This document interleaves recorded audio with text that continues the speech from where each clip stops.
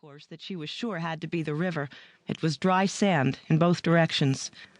Unable to believe it, she'd followed the parched bed both ways. Not a trace of water. The river was dry.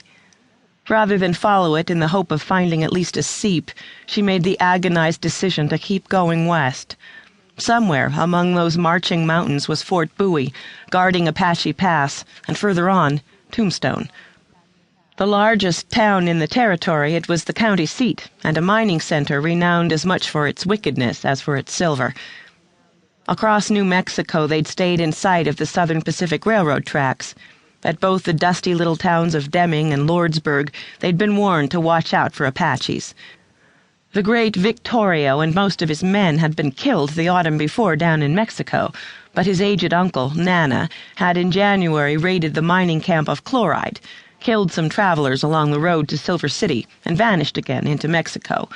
There was no telling when and where he'd strike again. Katie had watched for Indians all the way from El Paso, this news deepening her worries. From Lordsburg they struck southwesterly on a rutted way ground by freighters and by the first ranchers daring to move into the region since the Chiricahua Apaches had been forced onto a reservation several years ago. The Chiricahuas were like Nana's Mimbres or Warm Springs Band, another of the various groups of Apaches. No settler knew when a raiding party might break away, killing and running off horses and cattle on an escape to Mexico. Katie hadn't seen Apaches or anyone since leaving Lordsburg, making for the Chiricahuas, the distant mountains Pa had remembered as paradise. To Katie they looked more like hell's lava boiled over and frozen. Despairingly she studied the rents in the mountains. Which had water? What if none of them did? The animals and children might have the endurance to struggle up one canyon, but if they found no water... Oh, she'd been a fool, a wicked fool, to bring her brother and sisters out here to die. Rosie made a plaintive mewling sound, not her usual lusty wail. All of a sudden Katie's legs gave way. She collapsed rather than sat, and since she was guiding the team by Jenny's halter lines, they stopped too.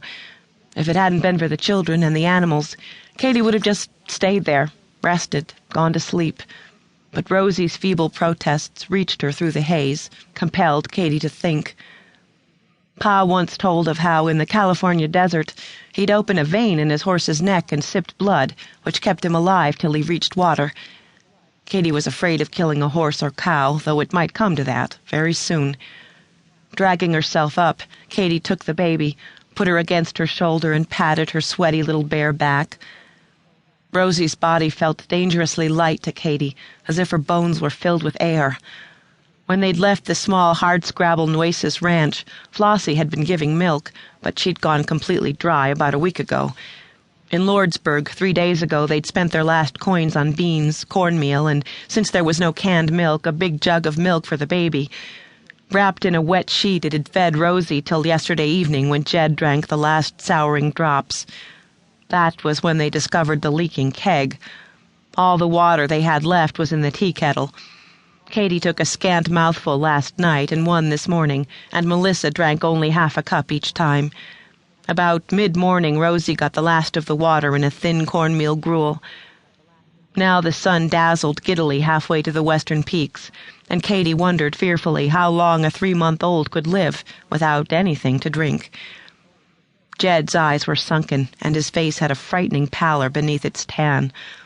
Melissa, without a sound, curled up beneath the wagon, faded gingham dress so stained and torn that it was hard to guess it had once been blue. A thick yellow plate spilled from the sunbonnet that had been her pride because of the ruffles Mama had sewn around the brim. Ordinarily, Mama had no time for such niceties, but in the last months she'd carried Rosie, she'd gotten so heavy on her feet that she'd had to leave most of the active tasks to Katie and Melissa while she sewed and mended. Katie's eyes were too dry for tears, but they stung, and her throat ached as she realized that these clothes they were wearing were the last Mary MacLeod would make for her children.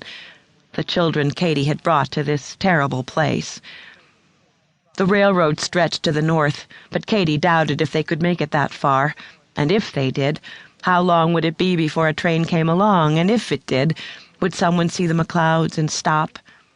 No, they simply had to move on, make for one of the canyons and pray for water. She'd leave it to